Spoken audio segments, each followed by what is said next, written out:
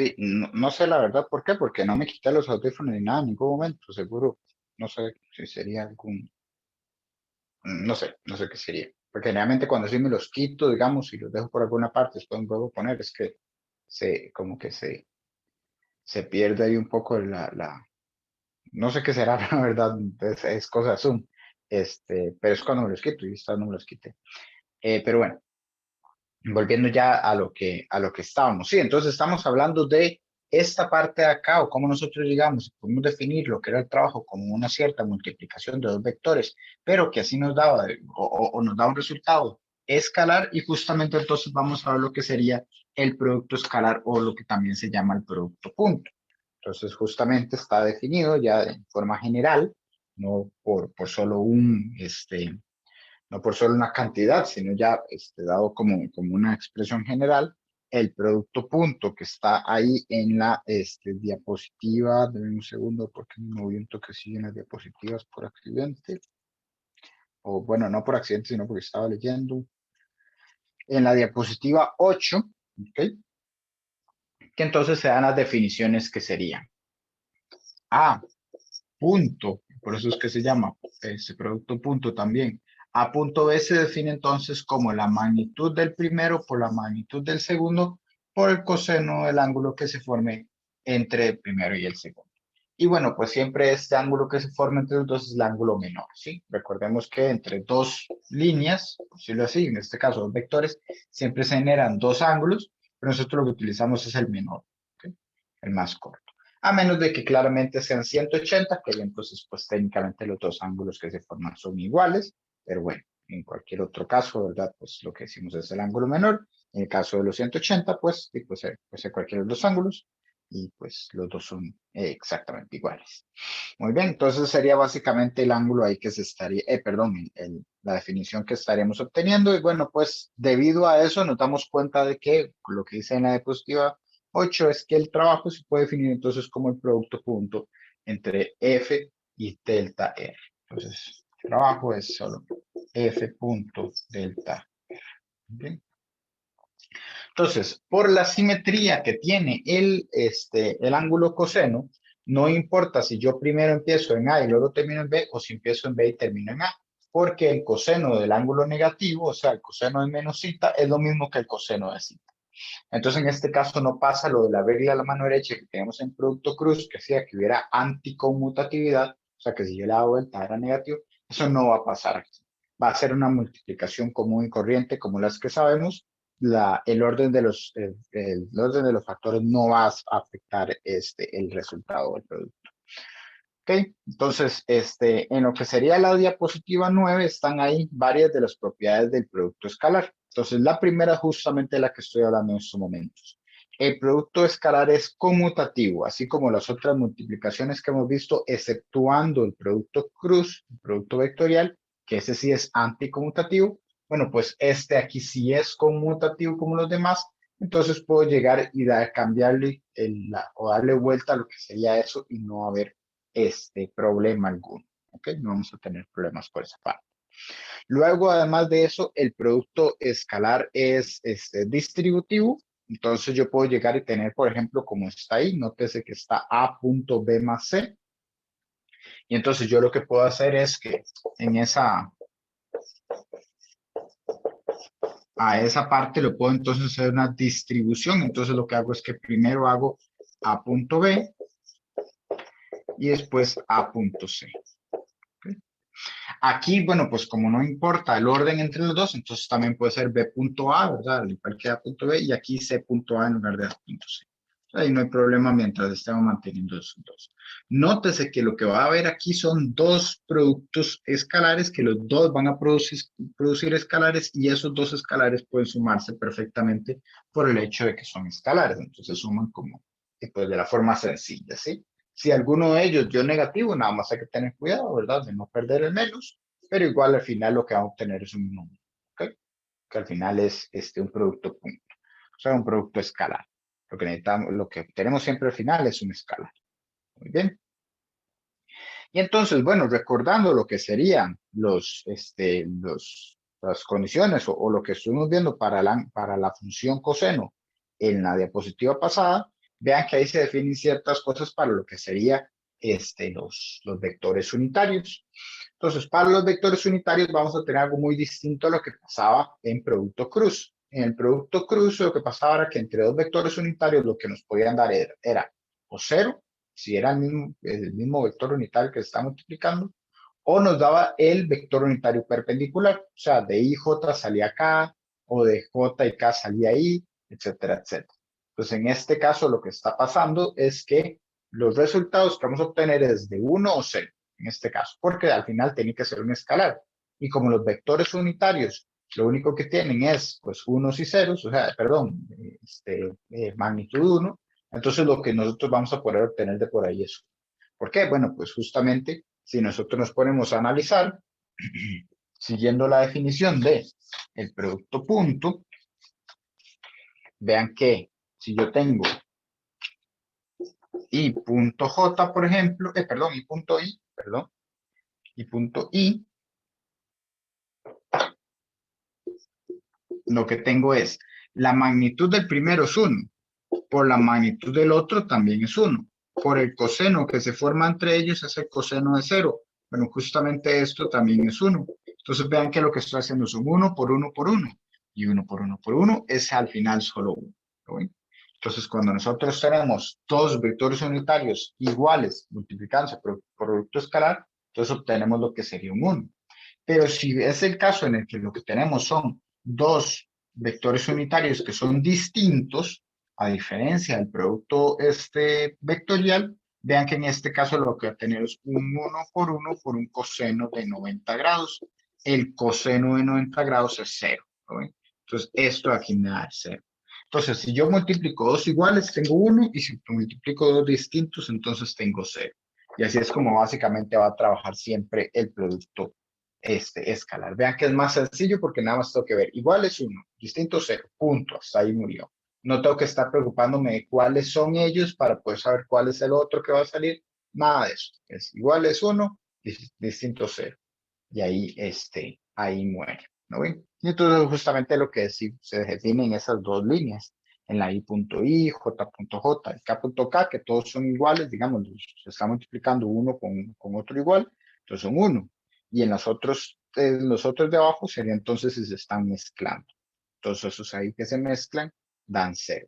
Nótese que por las propiedades conmutativas es lo mismo decir I.J que J.I o I.K que K.I y J.K que K.J. El punto es que mientras esté alguna operación donde estén dos mezclados, dos distintos, siempre va a dar 0. Siempre va a dar 0. Muy bien. Entonces después, además de eso, por las propiedades que están ahí, estas de acá, podemos hacer lo que sería la siguiente línea, que esa sí la voy a hacer por lo menos uno de los casos, ¿verdad? No voy a hacer todas las líneas porque si no se vuelve muy largo, pero bueno, pues para que vean por qué es que podemos dar esa propiedad que está por ahí. ¿Okay? Entonces, lo que nos están diciendo es que hagamos A punto B y que lo que queremos analizar son los componentes. Entonces, A punto B se va a ver de la siguiente forma. AX en Y más AY en J más AZ en K. Por ejemplo, si tuviéramos tres dimensiones, que básicamente es a lo que nosotros llegamos, al máximo que nosotros llegamos en estos cursos, ¿verdad? Porque al final estamos haciendo análisis de nuestro universo, entonces pues, lo que nos interesa son hasta tres dimensiones. Y tenemos entonces también lo que sería la parte en B. Bx en Y, By en J y Bz en K. ¿Okay? Entonces tenemos eso ahí y los dos vean que en producto punto. Entonces, por la propiedad que acabamos de ver de la distribución, entonces tenemos que ir distribuyendo esto, ¿verdad? Entonces aquí básicamente al distribuir el primero, entonces lo que tendremos sería AX en Y punto BX en Y. ¿Okay?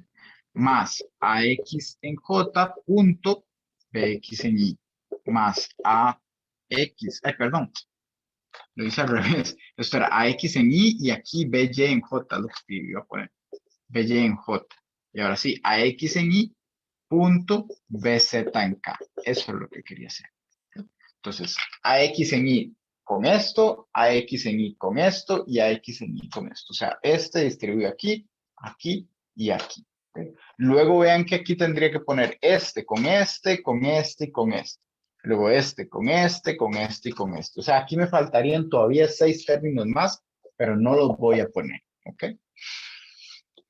Entonces, lo que me va a concentrar solo son en estos primeros 3. Y después ustedes verán que, pues, qué es lo que sucede con eso. Ah, bueno, entonces voy a dejar esto aquí solo un momento.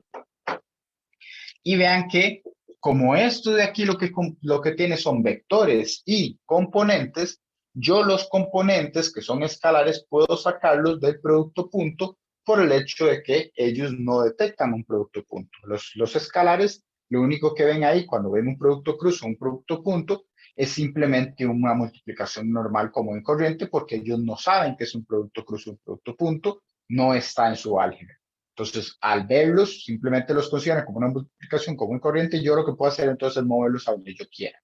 ¿Sí? Y entonces yo los muevo siempre completamente a la izquierda para que me quede algo así. AX, BX y punto Y. Más AX, BY y punto J. Más AX, BZ y punto K.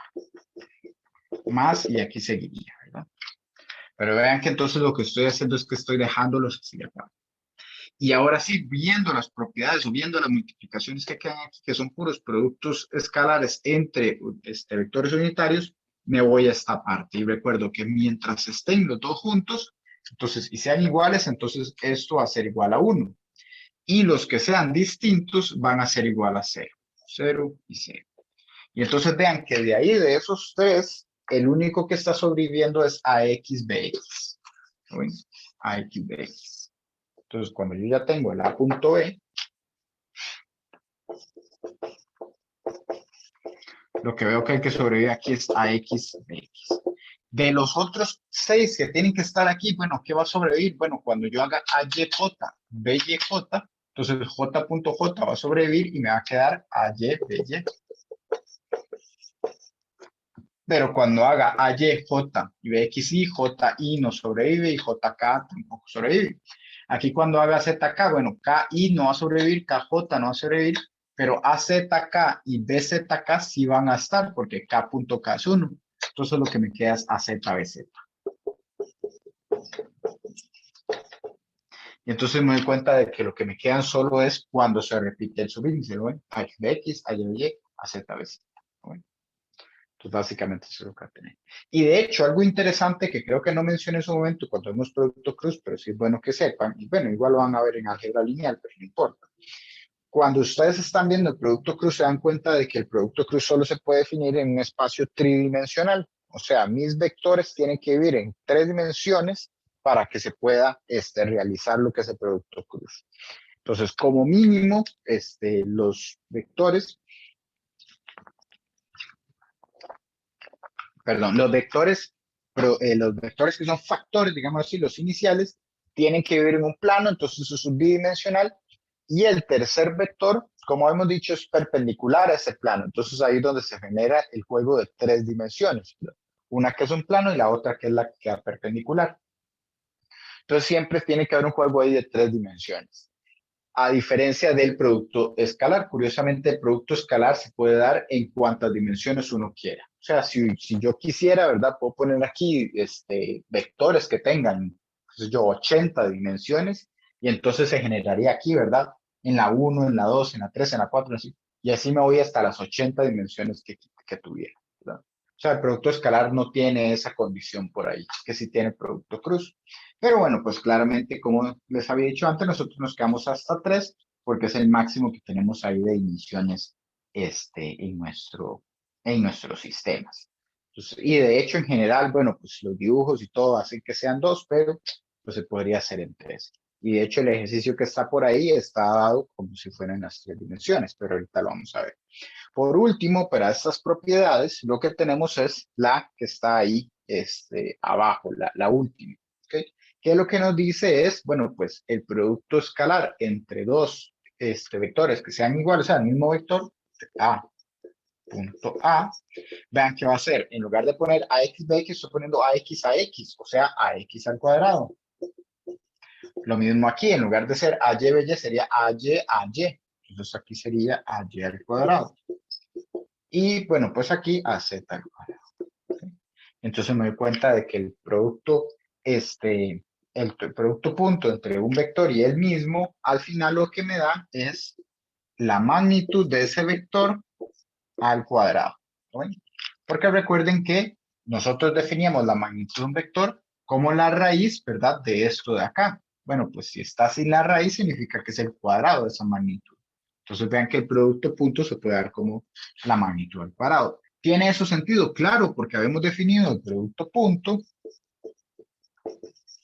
como la magnitud del primer vector, la magnitud del segundo vector y el coseno del ángulo que se forma. Bueno, pues si el vector es el mismo, entonces vean que es la magnitud del vector por la magnitud del vector, o sea, a al cuadrado, y el coseno que se forma entre el vector y él mismo siempre va a ser cero. Entonces eso va a ser, entonces va a ser a, bueno, magnitud de a por magnitud de a, o sea, al cuadrado por 1, pues queda eso. Entonces vean que les podemos llegar tanto por la definición que tiene el sistema como por por componentes, ¿ok? Y entonces se llega, digamos, al mismo resultado y todo coincide, o sea, todo cierra, todo está bien.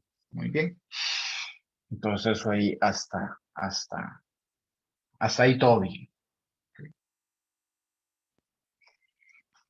Entonces, eso por ese lado. Entonces, bueno, vean, nótese eso sí que ahí, en esa parte decidí poner las rayas, ¿verdad? Un par de, o estas, las rayas verticales y la flecha, nada más como para ser un poco más explícito, pero no es necesario ponerlas, perdón. Recuerden que pueden llegar y quitar esto de aquí, la flecha, y estas dos rayas. Bueno, estas cuatro rayas y las dos flechas también pueden quitarlas. ¿Sí? Solo quería que se viera que se relacionaba con la magnitud.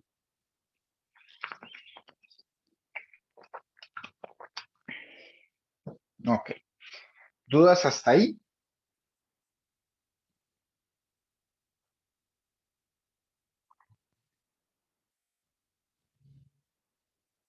Todo bien. Entonces recuerden que estos dos salieron de esta parte de los puntos que no hice, pues no se hacía demasiado extenso, ¿verdad? Nada más lo hice con uno de los ejemplos para que viera que siempre sobrevive uno, que sería donde se repiten los vectores, y se mueren todos los demás que sean concruzados. ¿Ok? Y de hecho, algo así muy similar era lo que se hacía con producto punto, que les dije que no lo iba a hacer en clase, porque ahí es aún más extenso, porque hay que estar pensando en el producto vectorial, etcétera. Entonces, y ahí no es tan fácil, o sea, no se cancelan tantos. Aquí son 9 términos y se cancelan 6, quedan 3, ¿okay? Que serían estos 3, 1, 2, 3. ¿Okay? Y en el producto vectorial más bien son 9 términos y se cancelan solo 3 y quedan 6. Entonces hay que hacer el juego ahí con los 6 y hay que reorganizar esos 6, hay que hacer otras cosillas más, entonces por eso es que es más complicado. Lo que sí es importante que les quede claro es que en el producto vectorial, pues cuando se hace eso, quedan vectores, entonces queda I, J y K, ¿verdad? O sea, sobreviven lo que serían los vectores unitarios.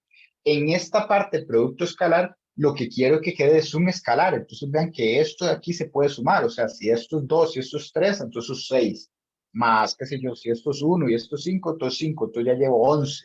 Bueno, o sea, aquí sí puedo sumarlos entre ellos porque no hay vectores unitarios que sobrevivan por el hecho de que el producto escalar pues genera escalares, no genera vectores. Entonces sí es importante tener ahí la gran diferencia en el hecho de que en el producto escalar puedo sumar el resultado ya en un solo número, ¿okay? Básicamente, en un solo valor. ¿Sí? En cambio, en el vectorial, pues tengo que dejar, ¿verdad? O separar bastante bien lo que sería I, lo que sería J y lo que sería K. Ok, entonces bueno, me han dicho que no tenían dudas, entonces continúo por ahí. Y entonces lo que viene es este ejercicio que dice, con la definición del producto escalar, encuentre los ángulos entre, y entonces nos dan 3 casos. Yo el caso que me voy a quedar o el que voy a hacer es el caso C, ¿ok? Y ustedes ahí después pueden hacer los otros 2 casos. Yo nada más voy a hacer uno como para que se vea qué es lo que se tiene que hacer y no hago el A por el hecho de que el A no tiene este componente K.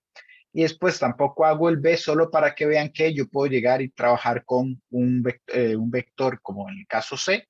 El vector B ahí no tiene la parte en I, no tiene la parte en I. Entonces, como para que vean que no es que es siempre necesario que esté la parte en I. Entonces, por eso es que decidí hacer el C. Entonces lo que nos dicen es encontrar el ángulo entre dos vectores. El asunto ahí es que esos vectores que nos están dando no son como los que nosotros podemos realizar, digamos, no es como el ángulo que podemos obtener fácilmente cuando estamos viendo algo en dos dimensiones. Cuando vemos algo en dos dimensiones, sabemos que lo podemos dibujar y simplemente pues, sacamos el ángulo. De hecho, ustedes podrían medirlo con un transportador si quisieran, si los vectores están bien realizados. Obviamente eso necesitaría mucha precisión o por el estilo, ¿verdad? O sea, que estén bien dibujados, digamos así, visualmente, para poder hacerlo con un transportador, pero es posible, digamos, hacerlo por el hecho de que está en dos dimensiones. Bueno, cuando yo ya tengo objetos tridimensionales, entonces ahí yo tengo el problema de que el vector que se forma entre ellos es en un plano definido, ¿okay? En un cierto plano que no tiene que coincidir con el plano de la pizarra o el plano del lugar donde yo esté haciendo el dibujo o esté intentando hacer el dibujo. Entonces yo me doy cuenta de que el ángulo entre los dos vectores ya se vuelve algo también que se abre tridimensionalmente. ¿Okay? Entonces ahí sí tengo que tener más cuidado, ya no puedo llegar y sacarlo por dibujo. Entonces cuando me dicen esto aquí con la definición, encontrar los ángulos, es porque yo en teoría no podría encontrarlos tan fácilmente con un dibujo. Entonces ahora hay que hacerlo de otra forma. Entonces, ¿cómo lo vamos a hacer? Bueno, pues justamente utilizando estas dos definiciones que tuvimos hace un momento. Entonces vean que mediante una, por ejemplo, esta de aquí, yo puedo relacionar lo que es el producto punto por las componentes de los vectores. Y justamente nos están dando las componentes en el enunciado. Y después, mediante otra de las definiciones que tengo del producto punto, vean que puedo relacionar lo que sería la magnitud de los vectores con el ángulo que estoy buscando. Entonces vean que de esta forma aquí yo podría obtener lo que sería el ángulo. Entonces, ¿qué es lo que tengo que decir? Bueno, si esto de aquí es igual a esto que está aquí, entonces esto que está aquí es igual a esto que está acá. ¿Sí? O sea, las componentes, la suma de esto por componentes es lo mismo que esto que está acá. Y entonces de ahí es de donde yo voy a partir para justamente llegar a lo que serían esos, obtener ese ángulo, ese ángulo. Entonces yo lo que voy a decir es que AX de X más AY de Y más AZ de Z es igual a AB coseno del ángulo que estoy buscando. Entonces, si lo que yo estoy buscando es esto, nótese que paso a dividir el AB y pues tengo que sacarle el arco coseno. Entonces, el ángulo en general se va a sacar con el arco coseno de AX BX más AY BY más AZ BZ entre la raíz de ax cuadrado más ay cuadrado más az cuadrado, que esto será la magnitud de a, por la raíz de, perdón, b, y ya sería b, bx cuadrado más by cuadrado más bz cuadrado. Y esto, como les digo, es en general, o sea, si nosotros tenemos dos vectores tridimensionales y quiero sacar el ángulo entre ellos, entonces se tiene que hacer de esta forma. ¿Qué puede pasar? Bueno, si son dos vectores bidimensionales, entonces solo quito la parte en z, aquí z y z y z lo quito. Si son más dimensiones, que otra vez no lo vamos a ver aquí, pero por si eso sucediera, pues entonces agrego aquí, ¿verdad?, las dimensiones que me hagan falta. Pero vean que básicamente siempre sigue la misma forma, ¿ok? Y entonces ya ahora sí, vemos el caso específico que estamos analizando nosotros, ¿verdad? Que ya puedo borrar esto. Entonces el caso que nosotros estamos analizando tiene como AX un 1. AX va a ser un 1. AY es menos 2 y AZ es más 2, o sea, 2 simplemente. Y en la parte en B, BX es 0. ¿Okay? BX es 0. Entonces, de hecho, vean que esta parte de aquí se cancelaría en mi ecuación. ¿Okay? O bueno, en mi caso. ¿Okay? Porque BX es 0, entonces eso no se va a estar. BY dice que es 3 y BZ es 4. Entonces al final yo veo que el arco coseno que tengo que realizar es de la forma. Aquí. Arco coseno de. Arriba tengo un 0 más AYBY, que sería menos 2 por 3, entonces un menos 6. ¿Okay? Y después AZBZ, es 2 por 4, que eso es 8. Entonces 0, menos 6 y más 8. Es lo que tendría arriba. Y ahora lo que tengo abajo es la raíz de 1 al cuadrado más menos 2 al cuadrado, que ese menos 2 lo pongo dentro de la raíz o simplemente no pongo el menos, por tanto sería 2 al cuadrado más 2 al cuadrado. ¿Okay? Entonces eso es una de las raíces y eso lo multiplico por otra raíz más, que sería la de 0 al cuadrado, ¿verdad? Que es obviamente 0, 3 al cuadrado más 4 al cuadrado. Entonces ahí cierro la raíz y ya hago el arco coseno y ese de ahí me da de 82,34, que voy a simplemente redondear 82 grados.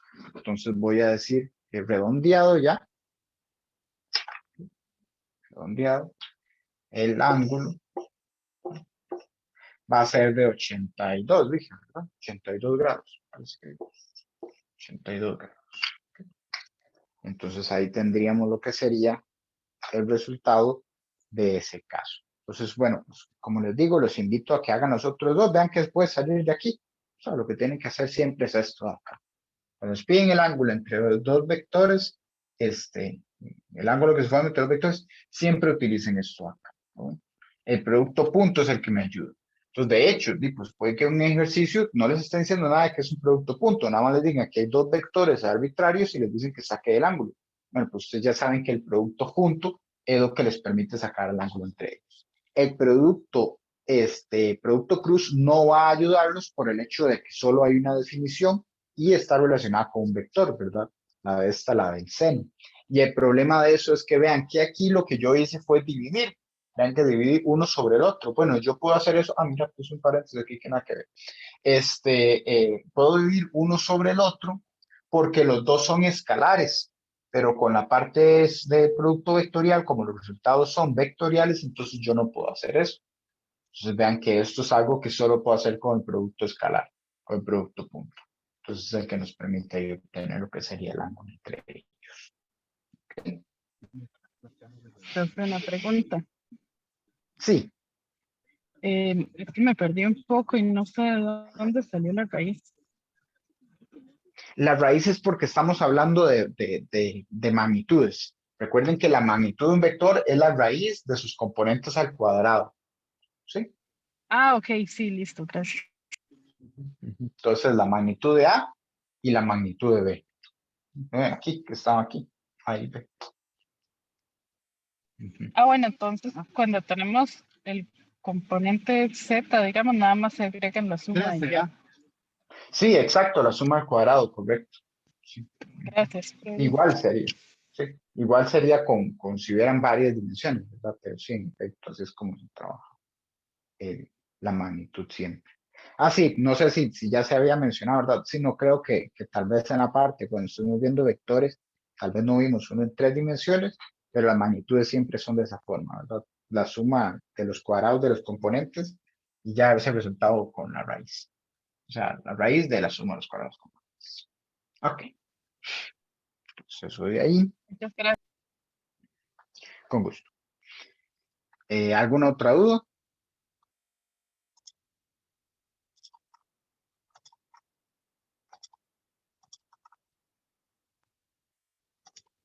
Todo bien. ¿Ok? Entonces ahora sí, ya definimos lo que es el producto punto, ¿verdad? Vimos que pues entonces el trabajo es el producto punto entre los vectores fuerza y desplazamiento. ¿Ok? Y entonces ahora vamos a ver el caso de un trabajo realizado por una fuerza no constante sino variable. ¿Ok? Entonces lo que se presenta ahí en la diapositiva 11 sería una gráfica donde lo que tenemos es una fuerza, o perdón, en el eje vertical las fuerzas y en el eje horizontal lo que sería la X. Entonces, nosotros estamos haciendo que la fuerza varíe con respecto a la posición en ese caso. Estamos haciendo que varíe con respecto a la posición y no exactamente con el tiempo. ¿Podría variar con el tiempo? Pues no lo sabemos para este caso, pero el punto es que lo que nos interesa a nosotros es que esté variando con respecto a la posición. O sea, dependiendo de dónde esté la posición del objeto, así la fuerza entonces va a ir cambiando. Esa es la condición que nosotros estamos dando ahí para fuerza variable. Muy bien. Entonces, al nosotros tener una fuerza que varíe, lo que nos damos cuenta es que el producto que nosotros estamos haciendo, el producto punto, pues está teniendo uno de sus factores cambiando conforme el otro va pues, siendo mayor o menor. Entonces estamos teniendo un problema ahí, que es, digamos, eso de justamente que estoy diciendo de que no es constante.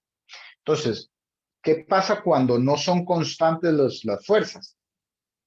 Bueno, lo que nosotros tendríamos que hacer en lugar de simplemente una multiplicación de W, perdón, de F y delta R, lo que tenemos que más bien que hacer es considerar o nos tenemos que ir a lo que sería el mundo infinitesimal. ¿Por qué? Bueno, pues porque en el mundo infinitesimal, cuando estemos en esa parte, nos damos cuenta de que si el desplazamiento que yo tengo es sumamente pequeño, ¿ok? Si yo hablo de desplazamientos muy pequeños, entonces la fuerza no ha tenido la capacidad o se mantiene básicamente constante de un punto a otro. O sea, lo que tenemos también que considerar en este caso es que nuestra función de fuerza no puede ser discontinua, entonces porque si no, entonces se rompería lo que sería esto que estamos analizando, y mientras sea continuo, entonces si nosotros nos vamos al mundo infinitesimal, pues entonces la fuerza se ve básicamente constante entre un cambio muy pequeño de posición de un instante a otro, básicamente. O desde un punto muy cercano a otro, pues entonces la fuerza no puede cambiar mucho. Entonces, al hacer eso, lo que estamos haciendo, cayendo, es justamente la definición esta de lo que nosotros llamamos integrales. Y de hecho, entonces es lo que se observa ahí en la diapositiva 11. Si lo notan, la figura lo que muestra es la gráfica o la curva de la fuerza X. Y entonces, al hacer nosotros unos delta X o un desplazamiento sumamente pequeño, entonces ahí yo sí puedo llegar y aplicar lo que sería nada más la multiplicación F por delta. En este caso ahí dice delta X por ser una dimensión, pero perfectamente se puede hacer en las tres dimensiones. Ok, y entonces yo lo que me doy cuenta es que sería entonces el área bajo la curva, que es justamente a lo que nosotros llamamos la integral. Entonces me doy cuenta de que para poder sacar el trabajo total de mi sistema, yo tengo que integrar si es el caso donde la fuerza es variable. Si la fuerza es constante, recuerden que eso significaría que lo que tenemos en la gráfica es una recta completamente horizontal, y por ser una recta completamente horizontal es que puedo llegar y decir nada más que es pues F por delta R. Bueno, en ese caso en el de delta R tendría que tener algún tipo o sea, el coseno, ¿verdad? Que es lo que hace falta.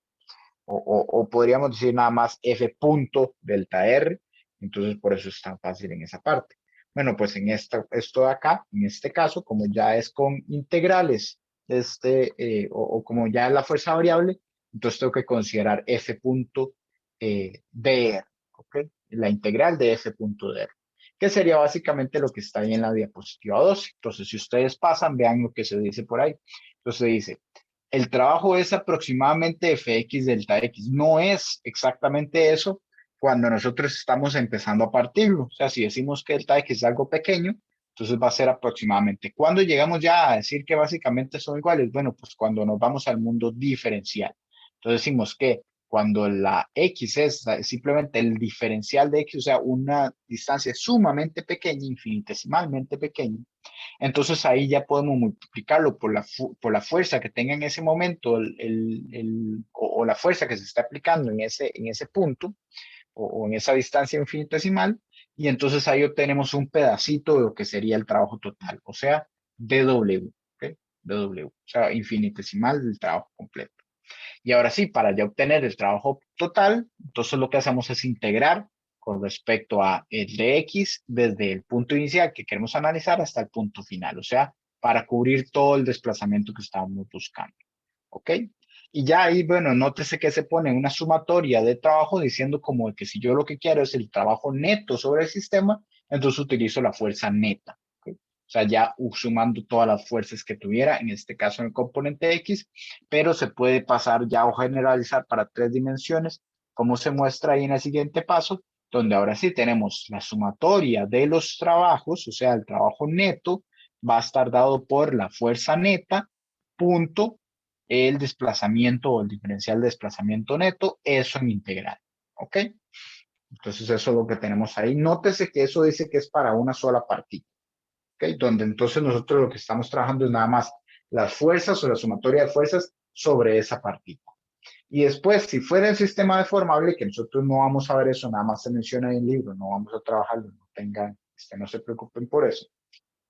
Yo podría sacar lo que sería el trabajo neto en ese sistema deformable si lo que hago es que a cada uno de los puntos de este sistema le hago lo que sería sacarle su propio trabajo. O sea, yo nada más analizo lo que sería el trabajo de cada uno y después ya sumo todos los trabajos. Entonces, eso también es otra de las cosas que pueden haber ahí, si fuera el caso, pero como les digo, nosotros no vamos a trabajar con sistemas deformables en este curso. Y ustedes no van a ver sistemas deformables en ningún curso de física, por lo menos física general. Ya dependiendo de pues, la carrera que lleven y si es necesario conocer de objetos deformables, entonces los verán. Pero pues, hay algunas carreras que no lo necesitan, ¿ok? Entonces, pues no lo vemos. Muy bien. Entonces, quedémonos básicamente con el de la partícula. El que dice ahí partículas, básicamente el que vamos a estar trabajando. O en el caso de que no estén las sumatorias, pues entonces, por ejemplo, si decimos nada más W es igual a la integral de la fuerza que se relacione con W, punto de R. ¿Ok? Entonces, eso es lo que nosotros vamos a tener ahí para esos casos. Pero bueno, estuve mucho rato ahí sin aparecer en la pizarra, entonces esta parte del video es de esos en las que simplemente queda, ¿verdad? Casi que estático, porque estamos analizando parte de las diapositivas. Pero bueno.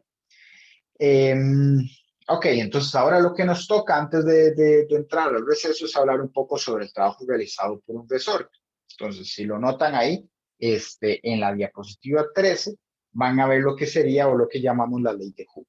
Entonces, básicamente lo que se hace, o la ley de Hooke es una ley completamente empírica, no es como de que se relacione específicamente a una ley universal o algo por el estilo, no, es simplemente que nos dimos cuenta de que si nosotros preparamos algún tipo de material y lo enrollamos en forma de resorte, ¿okay? Y este material es lo suficientemente flexible como para llegar y permitir, ¿verdad?, que se mueva, ¿okay? O que se estire y luego se encoge de nuevo.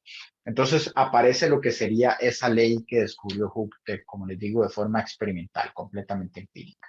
Que entonces lo que nos dice es que para un dado resorte que tiene una constante K, ¿okay? La constante K depende del resorte que estamos utilizando, ya sea del material, la forma en la que lo hemos enrollado y también pues qué tanto grosor tiene este material, etcétera. Entonces, dependiendo de eso aparece la constante K y lo que nos dice es que también depende de X. ¿Okay? Que X será la distancia que hay entre un punto de equilibrio que tenga el resorte y el punto donde estemos nosotros en ese momento. Entonces, por ejemplo, si nosotros comprimimos al resorte, entonces nos estamos moviendo en X. O si lo estiramos. Pero si el resorte está completamente relajado, o sea, no está ni estirado ni comprimido, entonces ahí decimos que el X es igual a 0. O sea, el punto de equilibrio es donde no está ni estirado ni comprimido. Pero si lo estiramos o comprimimos, entonces estamos realizándole, poniéndole una X y entonces el resorte va a generar una fuerza. Entonces, esa fuerza que está ahí, esa EPS, sería entonces la fuerza ejercida por el resorte. Entonces, ve hacia ahí nada más, que se coloca nada más como una cantidad, luego ya se habla, bueno, pues sabemos que las fuerzas son vectoriales, entonces se coloca como un vector. En ese caso, considerando el resorte que está en horizontal, entonces por eso se pone en I. Pero si fuera un vector que está colgando en el techo, entonces obviamente eso estaría en J, ¿verdad? Entonces, no es como que esa I sea siempre, sino que pues es el caso o es para el caso horizontal. Y vean qué importante donde está ese menos. Ese menos lo que nos dice es que el resorte es restitutivo, o sea, busca regresar al equilibrio. Entonces, de hecho, esa parte de que el resorte busque regresar al equilibrio es lo que permite que el resorte al final termine oscilando, ¿ok? Oscilaciones ustedes lo van a ver en física 2, pero bueno, pues para que vayan ya preparándose para ese punto, pues como la fuerza es negativa en la dirección, o sea, siempre va a ir contraria a la dirección donde se está moviendo el objeto, o sea, si se mueve para allá, entonces la fuerza es para acá, y se mueve hacia la izquierda, entonces la fuerza es para la derecha, siempre es una fuerza restitutiva, o sea, que busca que el sistema otra vez vuelva al equilibrio. Entonces, ese tipo de fuerzas, pues son importantes para la parte oscilatoria. ¿Ok? Muy bien. Entonces, bueno, nos quedamos con eso. Vean que la fuerza entonces de resorte, que ese viene de spring, ¿verdad? En inglés de resorte. Entonces vean que queda con un menos por ahí. ¿Okay? Con menos que es importante. Y la K, como les digo, es la constante elástica del resorte que depende justamente del resorte que yo estoy ocupando. Entonces, ya sea que se nos da como enunciado, así como mu, ¿verdad? Que estuvimos hablando de mu cuando estamos hablando de fuerzas. Entonces, ya sea que nos lo dan en el enunciado, nos dicen, bueno, para este resorte, este es el K, o que justamente pues todo el ejercicio está hecho para resolver K y obtener, o la incógnita es, bueno, ¿cómo es este resorte? Entonces es la incógnita que se nos da. Pero es un valor que tiene que estar por ahí de alguna forma, ya sea en enunciado o como incógnita. ¿Ok? Entonces eso por ese lado. Pues como les digo, eso es únicamente la fuerza, lo que hemos estado mencionando, ¿verdad? Y como les digo, pueden averiguar un poquillo más si leen, ¿verdad?, sobre la ley de Hooke. Y de hecho, como les digo, van a tener que volver a hablar un poco de esto cuando estén en física 2, específicamente ya en la parte de oscilaciones. Y van a verlo ahí, este vacilón. Ok. Este, bueno, entonces, no sé si gustan, ¿verdad? En la página ahí, perdón, en la diapositiva 14, pueden ver lo que sería justamente la ley de Hooke actuando ya de una forma más gráfica, más visual. Entonces, si lo notan, ahí lo que se observa es, por ejemplo, en primer caso, el resorte está estirado, ¿ok? Entonces, cuando el resorte está estirado, él lo que va a hacer es una fuerza que vean que si, como estamos desplazados en un X positivo, entonces él va a hacerlo o hacia la derecha, entonces él va a hacer la fuerza hacia la izquierda, ¿lo ven? Hacia la izquierda. Ahí en la primera figura. Luego en la figura B, ¿ok? La parte B está justamente en el equilibrio. En ese punto el resorte no hace ningún tipo de fuerza porque está relajado, ¿ok? Porque está en el punto cero, está en el equilibrio. Entonces ahí no hay fuerza. X será igual a cero, entonces la multiplicación, ¿verdad? O la definición de ley de Hooke, donde sale X, entonces me da cero y no hay fuerza. Y después, cuando yo me muevo hacia la izquierda, entonces vean que ahí, pues el resorte se comprime y entonces lo que va a hacer es intentar empujar al objeto hacia la otra dirección, hacia la derecha. ¿Ok? Entonces, si X está, o el resorte está hacia la izquierda de su punto de equilibrio, entonces se empuja hacia la derecha. Entonces vean que es importante para que se cumpla la ley de Hooke colocar lo que sería el X igual a cero justamente en el equilibrio del resorte. Si nosotros no consideramos eso, entonces la ley de Hooke nos va a dar mal porque estaremos considerando, ¿verdad?, distancias distintas a las correctas. Entonces, de hecho, la ley de Hooke técnicamente se da de esta forma.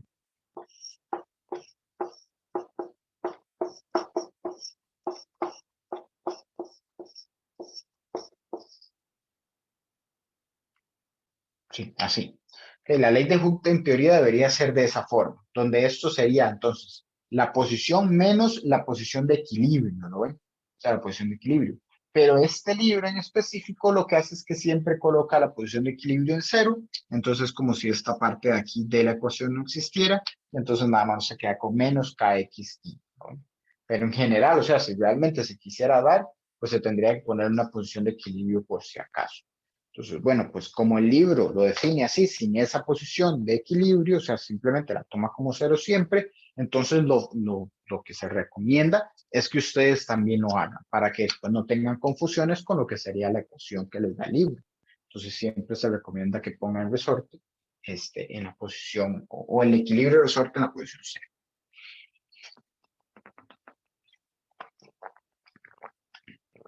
Y después, bueno, como la fuerza depende de X, justamente vean que es una fuerza variable. Entonces, justamente eso es lo que les está mostrando ahí en la gráfica que está al puro final, la que está abajo. Que entonces vean que eso sería una curva, bueno, técnicamente es una recta, pero no es una recta horizontal, o sea, es una fuerza que varía con respecto al tiempo. Perdón, con respecto a la distancia, perdón, con respecto a la distancia. Entonces vean que al ser variable con respecto a la distancia, entonces cuando yo genere la integral, pues será el área bajo la curva.